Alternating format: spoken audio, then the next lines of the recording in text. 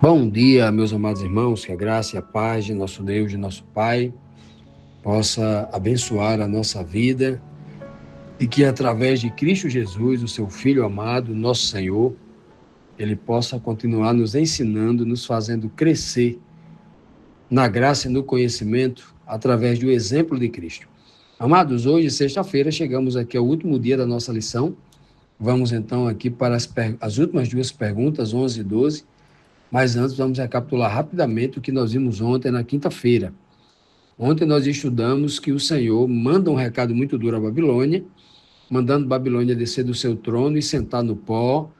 Era como uma virgem bela, como uma rainha, como uma princesa mimada, delicada, né? E agora havia se tornado uma escrava rabugenta, né? E uma escrava agora que não vivia mais aquela vida dos palácios. Agora tem que pegar lá no moinho, ir moer a farinha, tirar o véu os véis finos que as princesas usavam, né? Levantar a saia e mostrar as pernas atravessando o rio como escrava para ir para outra nação. E aí as pessoas iam ver a sua vergonha, ela completamente nua, como quem vê uma prostituta. Uma humilhação, não era só uma humilhação de a questão econômica, né? Mas era uma questão moral também, né? E aí o Senhor disse que chegou a hora de julgá-la, chegou aquele momento, né? E aí o próprio Todo-Poderoso, né, o Yahvé, ele quem fala com Babilônia, dizendo assim, ó, sente aqui e fique calado. Como quem dá uma ordem a um escravo, né, um escravo que não pode falar, que é humilhado, fica no chão ali, né, num ambiente escuro, e diz mais para ela que ela nunca mais seria chamada de rainha. Porque uma nação que é escrava, ela um dia pode retomar o poder, voltar ao poder, né? Pode se reconstruir, tornar forte novamente, aprender ali a duras penas e voltar a ser uma grande nação e um dia dar a volta por cima e voltar a ser uma grande rainha. Mas ela não. Mostrando que era um juízo que vinha diretamente da parte de Deus, né? Portanto, hoje, na nossa primeira pergunta de hoje, a 11ª pergunta da lição, nos traz aqui o seguinte questionamento: que motivo levou o povo a ser cativo de Babilônia? Né? Como Babilônia agiu como povo também, né? Agora vamos entrar aqui, vamos continuar aqui no capítulo 47, versículos 6 e 7, que diz assim, ó, eu estava irado com o meu povo escolhido, falando aqui de Israel, né? Por isso o humilhei e o entreguei nas suas mãos, na mão dessa rainha, a Babilônia. Mas você não foi bondosa com ele. Pelo contrário, tratou até mesmo os velhos com crueldade. Você imaginou que seria rainha para sempre e não levou a sério o que estava acontecendo? Nem pensou como tudo ia acabar.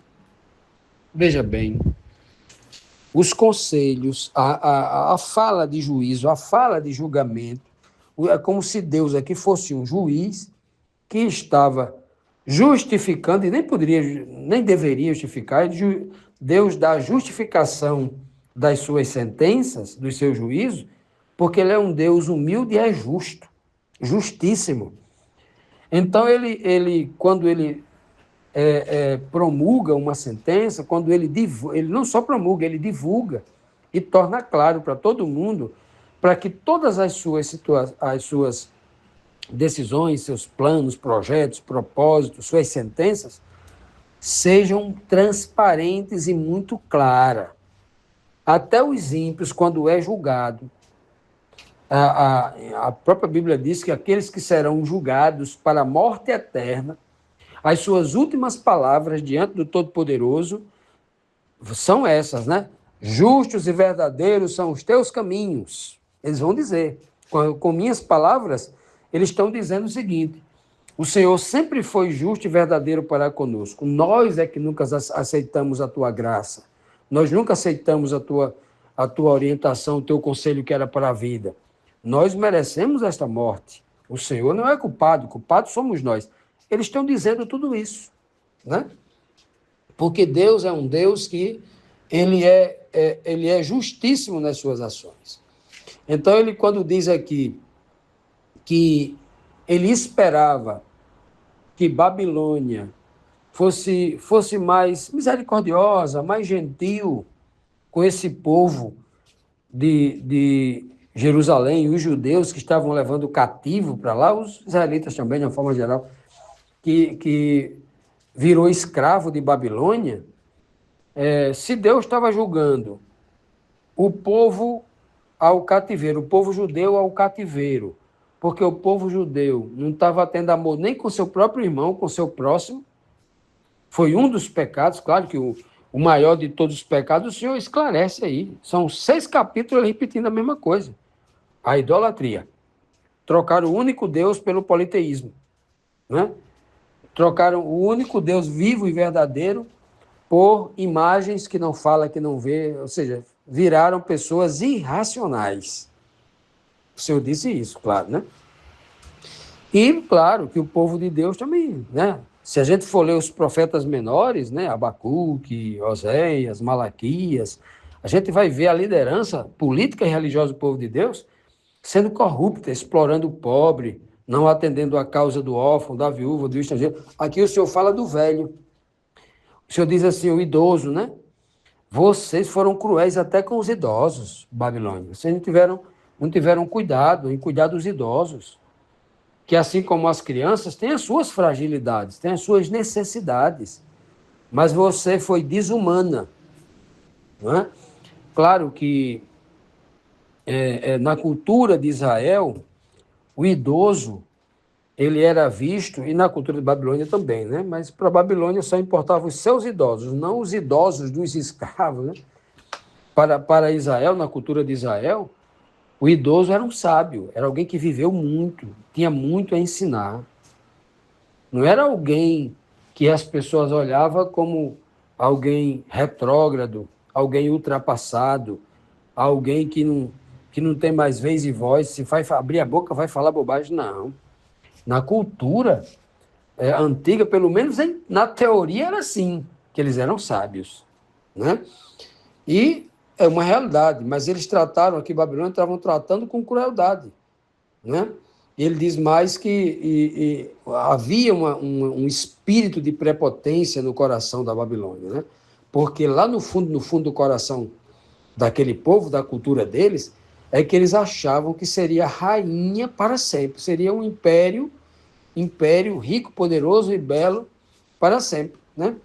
Vocês nunca pararam para pensar na possibilidade que um dia poderia isso acabar.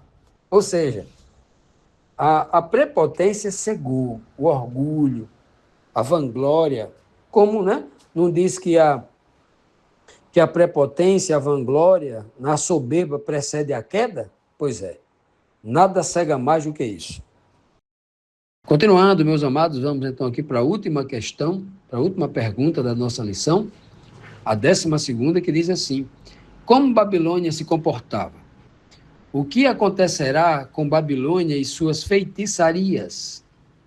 Agora o versículo é o 8 e o 9, que diz assim: você ama a imoralidade e pensa que não corre nenhum perigo. Você diz assim: não há ninguém tão importante como eu. Não há ninguém igual a mim. Nunca ficarei viúva, nem perderei nenhum dos meus filhos. Mas agora escute o que eu lhe digo. Eu sei que você sabe fazer despachos. Aqui, despachos aqui é no sentido de o que é uma palavra usada muito no candomblé, né?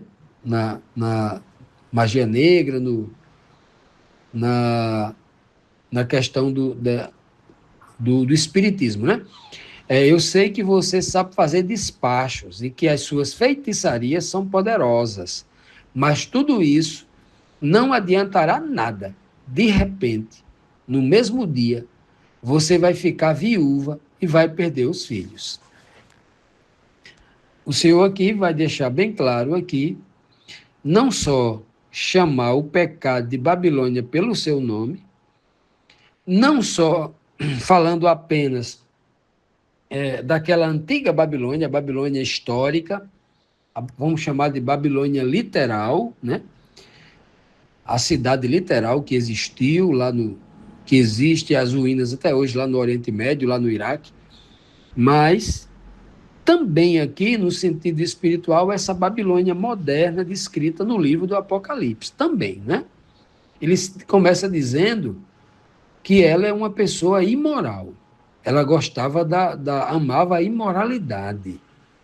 Ou seja, já imaginou qual é o país rico e poderoso que não vive na imoralidade? O que é que o dinheiro não traz não ser imoralidade? Vamos falar aqui das nações mais poderosas do mundo, dar um exemplo aqui. Vamos falar dos Estados Unidos. Quantas casas de imoralidade não tem nos Estados Unidos?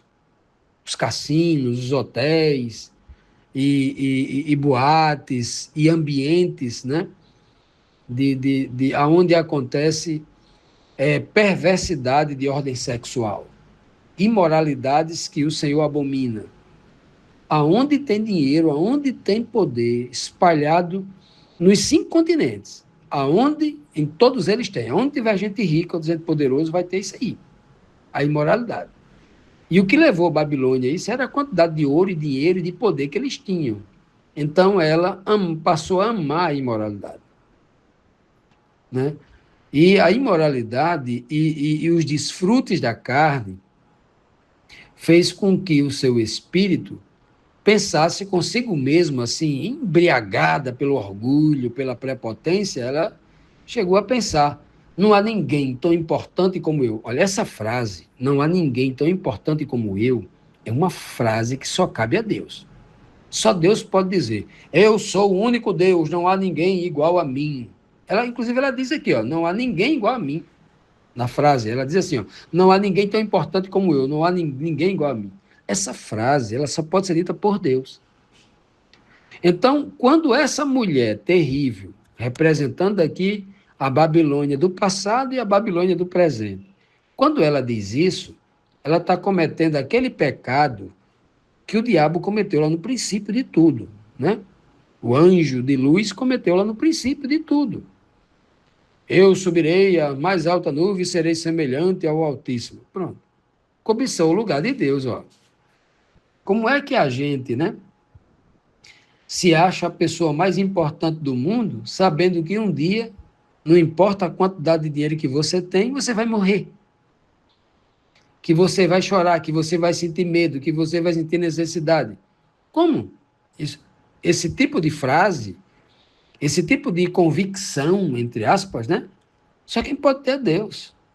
Isso aqui demonstra claramente o espírito que havia em Nabucodonosor, que um dia falou assim: e quem é o Deus que pode livrar vocês das minhas mãos? Né? Lá no capítulo 3 de Daniel, quando ele fala para Misael, Ananias e Azarias. Quem é o Deus?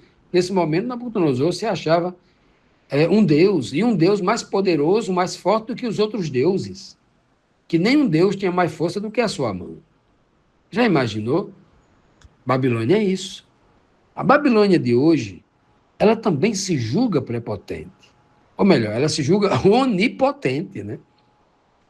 E esse espírito, ele não está no mundo, não está no Elon Musk, o homem mais rico do mundo, não está no Donald Trump, o presidente da nação mais poderosa do planeta, está dentro da igreja, inclusive.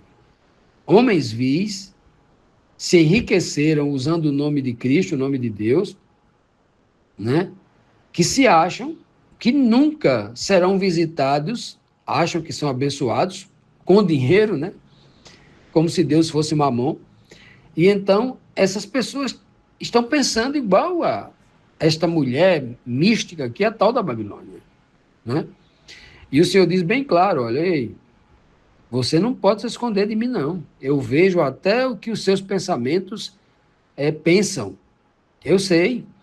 Você faz despachos, você se utiliza de feitiçaria e pensa que seus despachos, as suas feitiçarias são poderosas, que eu não vejo e que eu nunca vou julgar elas. Você está enganada, né? Tudo isso não vai adiantar de nada. O Elon Musk, Donald Trump, vocês não podem. Né? Citando aqui como exemplo, claro que Deus não fala contra... se fala, a gente não sabe, né?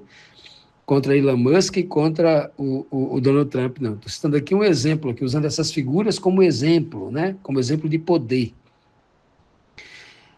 Ou poderia usar aqui exemplos de pastores ricos e poderosos, né? Que só pensam no dinheiro. Eles acham que a fama como pastor, como homem de Deus, que homem de Deus não tem nada de homem de Deus, né? Como homens de Deus, são homens do dinheiro, homens da influência, homens do poder, homens eloquentes, que se utilizam das suas habilidades para ganhar dinheiro e não para salvar almas, né? Olha o que diz o texto aqui. Isso não vai adiantar de nada. Todo esse dinheiro, toda essa fama, quando a hora chegar, não tem no mundo quem impeça de você visitar lá o túmulo, né? E ele diz bem claro, como é que acontece isso? Como é que o juízo vem na vida dessas pessoas? De repente, de surpresa. Quando ninguém espera, não tem aviso, não. Para esse tipo de maldade, Deus não avisa, chega de repente. E aí, de repente, ela perde tudo, fica viúva e perde os filhos, perde tudo, perde a referência. Portanto, meus amados irmãos, que nós nunca tenhamos esse espírito babilônico, o espírito da prepotência, o espírito de estar escravo do mundo ou escravizar pessoas dos prazeres deste mundo. Que o Senhor nos livre em nome de Jesus.